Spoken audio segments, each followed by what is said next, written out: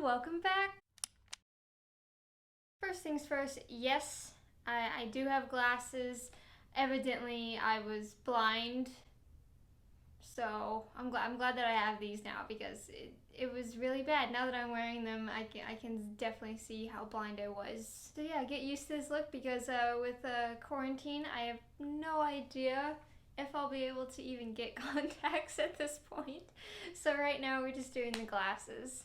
So this is going to be my March wrap up. So these are all the books that I read. I definitely did better than last month. In February, I only managed to read 3. This month I did 8, technically 9, but I'm not really counting one because one was kind of a short story that was at the end of the book that I, read. So it wasn't like an actual book, if that makes sense, but it's still like I don't know. It's like its own thing on like Goodreads that you can, put as like currently reading and read and all that. So the first book that I read was The Silent Patient by Alex, and I'm gonna butcher this last name, so I apologize. Michaelides? ? I actually listened to this book on Audible. I really enjoyed the voice actors. They were really good. And I actually finished it on March 1st, so if February had been a normal sized month, then I would have been able to add this one there. But no, it's going on my March wrap up. So for those of you who don't know, The Silent Patient, it is about a girl who shoots her husband in the face, I think it's like 5 times, and then she's sent to a mental hospital, and she never speaks a word again. And then this therapist comes in, and he tries to talk to her about it, see what happened, all that kind of stuff. I actually really enjoyed this book. You can see it on Goodreads, but I actually gave it 5 stars, which I was not expecting to do at all. It was super good. I loved it so much that I'm actually thinking about going out and buying the physical copy and reading that maybe, but I have no idea. There are some people who really hate this ending, and I can kind of understand where you're coming from. But for me, this ending really worked for me, and I really liked it. I was actually in my car when I finished the book, just waiting in a Starbucks line or something, and I actually gasped. It got me. I don't know, that might just be because I'm stupid or something and didn't see it coming, but it surprised me, and I actually really enjoyed it, and hopefully I can do a review of that book soon. First I need to do a review of The Handmaid's Tale though. That should be coming out sometime, so look forward to that. Then we have Frostblood, written by Ellie Blake. This is actually the first in the Frostblood series, I believe it's called. I also listened to this one in audiobook. The narrator was great. I loved, her and her accent. I thought that was really cool. This book I thought was okay. It didn't wow me or anything. I had quite a few issues with it. You can see on Goodreads, which the link is down in the description, but I actually gave it only 3 stars. I wasn't blown away by it. I'm not going to be continuing with the series. It didn't disappoint me in any way. It's just the things that I didn't like really took over the things that I did like. Again, I'll be coming out with a review of this book, so hopefully I can clear up my thoughts there. But there's also a written review on Goodreads if you want to go ahead and read that and see my original thoughts on it. But yeah, I'm not going to be continuing with this series. It was fine. It didn't blow me out of the water. It didn't disappoint me, I guess, either. It was just average for me, I guess. Then we have The Hunger Games by Suzanne Collins. This is the first book in the Hunger Games trilogy. I listened to this one in an audiobook, and again, I said this in my popular series that I haven't read, which I'll put up there somewhere, that I really wasn't that interested in reading it because I didn't own the physical copies, but I went ahead and listened to them anyway. Also, I went to the upstairs bookshelf and I found these. I forgot that my sister actually owned all 3 of them. She bought these when they were popular and the movies were coming out. So, I could have read them. Love that for us. It's like I had finished the third book by the time I realized that I owned physical copies of the books. I'm great at this, I know. So this book, I gave it 4 stars, I think, on Goodreads. It didn't really blow me out of the water. And don't hate me for saying this, and this is my opinion with all 3 of the books, but I like the movies better than the books. I don't know, I just didn't connect with Katniss that much. I felt like I connected to her a bit more in the movies. It was kind of stale for me. And the love triangle. Oh my goodness, can we not just have like a girl and a guy be best friends? Like, she mentions it several times that her and Gale are best friends. I don't understand why they can't just remain best friends. Like, it's just ridiculous, and it adds like all this like new unneeded drama throughout the thing. Like, for me, I'm a Katniss and Peeta person. Like, from the get-go, they should be together because Peeta is the sweetest thing alive, and he deserves everything. Okay, Peeta deserves the world. He didn't get the world, though, and I'm really ticked off about that, and I'll definitely be making a review about this Hunger Games trilogies. This book, I thought it was good. It didn't, like, add anything, I guess, from the movies. It didn't add like too much or like any other further character development. It's pretty much the same. I mean, I enjoyed listening to this one. It was a nice read. You know, I'm glad that I now can say that I did read the Hunger Games, but Catching Fire. This one, I think I gave 4 stars on Goodreads as well for this one. In terms of the movies, I liked Catching Fire the most out of the movies. In terms of the books, I think I liked Hunger Games the best out of the books. This one, I really liked the game design in this one. I really liked the game design in this one. Finnick. I love Finnick in this one. I think Finnick is like now one of my favorite characters. Like, we stan Finnick. I loved it in the movies too, but this like really cemented it. Finnick. This one though, I will say, felt a bit more like a filler book to get to Mockingjay. The movie didn't particularly feel like that. I don't know. I mean, I liked it just fine. I also listened to this on audiobook, by the way. I liked it just fine. But I think I liked Hunger Games just a bit more. The love triangle in this one is kind of like intensified, which I didn't like at all. In this one, it's kind of like she owes him, Peeta, a debt, and that's why she wants to save him.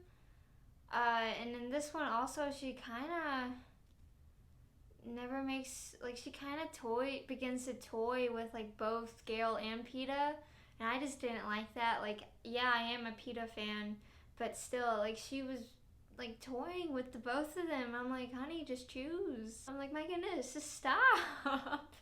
All in all, I like this book. It wasn't my favorite of the trilogy, but definitely don't hate it as much as I hate Mockingjay. So yeah, not blown away by this one, but not like disappointed either. So then we have Mockingjay, which is book 3 in the Hunger Games trilogy. I hated this book. I listened to this one in audiobooks too, and no, I don't know where the dust jacket is for this. I think my sister lost it a while ago, so I'm disappointed in her, but this is like the only copy that we have. I just didn't like this book. Like, I gave it 3 stars on Goodreads, but now I'm thinking about bumping it down to 2, because I really didn't like this book.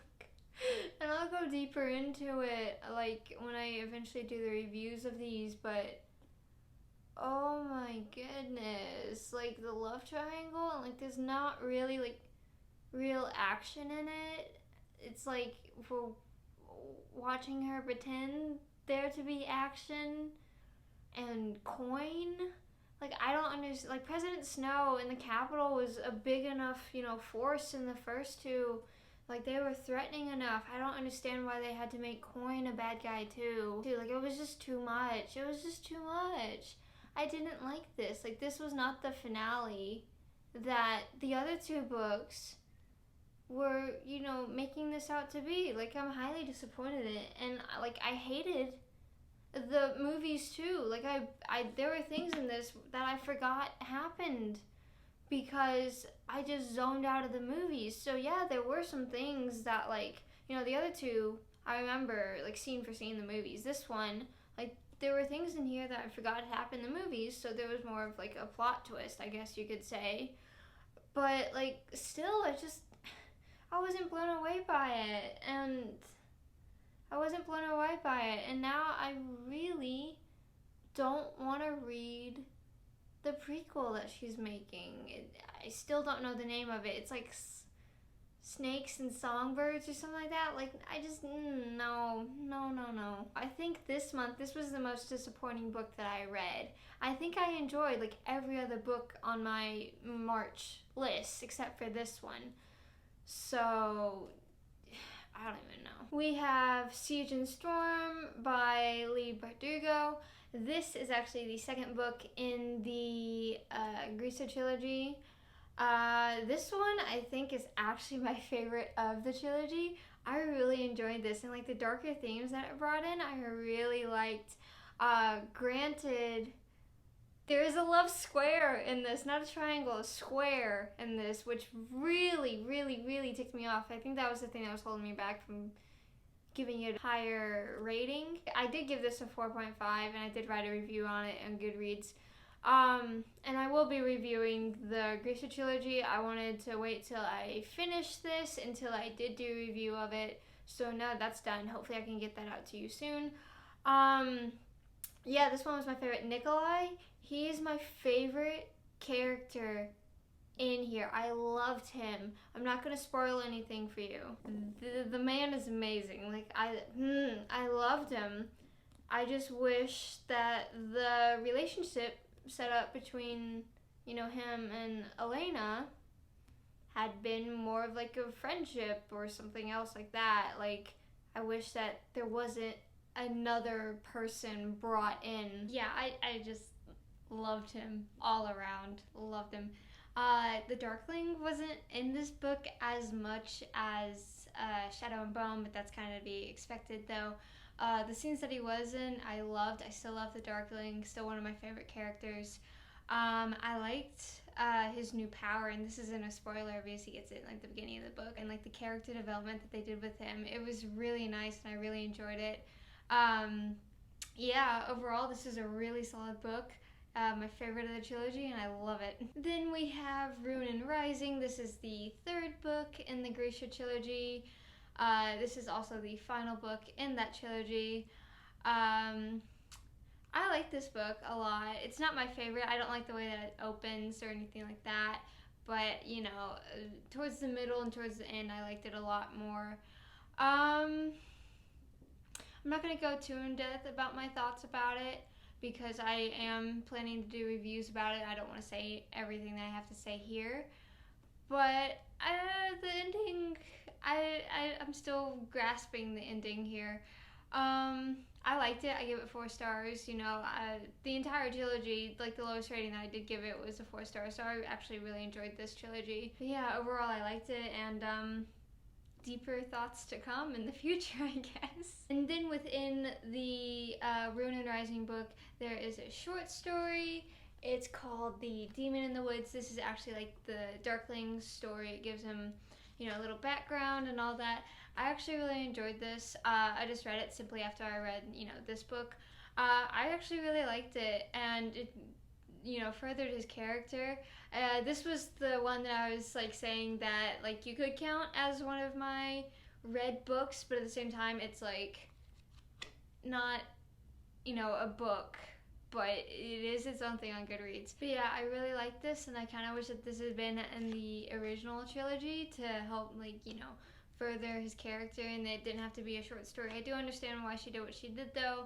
I just kind of wish that this was combined into the stories, and I wouldn't have to read a short story to get that background, because up until this point, you know, the Darkling has been kind of ominous with his past and all this, but this kind of sets things straight. But I don't know, I just wish it would have been a part of the, you know, series and not its own little thing, but I liked it. And finally we have The Hobbit, written by J.R.R. Tolkien. This book I actually really liked, which surprised me because this is a plot-driven book and not a character-driven book. I tend to gravitate more towards character-driven books. You know, I like, you know, character relationships and all that kind of stuff. But yeah, this was solely plot, and I didn't think I was gonna like it after like a few chapters, but I actually ended up really enjoying it. I will say this though, I did like the movies just a tad bit better, but this was still good nonetheless. Like, Tolkien's creativity in this is really cool. But yeah, the cover is really pretty and I really like it. And I'll also be doing a review on this in the near future, hopefully. I don't think I'm going to continue with Lord of the Rings and all that stuff. I mean, I like this just fine, and with the movies, I like The Hobbit more than I like, you know, the Lord of the Rings movies. So yeah, I don't think I'll continue, but I really enjoyed this book. And there you have it. That was my March wrap-up. We did 8, technically 9 books, so I'm really proud of myself for that. Definitely did better than we did in February. And for April, I'm hoping to get around that coverage, if not a bit more. Now that I'm officially on spring break, I think that's going to be a bit easier now that I don't have any schoolwork whatsoever. So yeah, I'm really excited. I really enjoyed the books that I read this month, except for the Mockingjay. But that's for a later discussion. So yeah, thank you guys for watching. Don't forget to like, share, comment, and subscribe. And all the links to my socials like Instagram, Twitter, Facebook, those are down below. It would really mean a lot to me if you follow and subscribe me. And see you in the next video. Bye!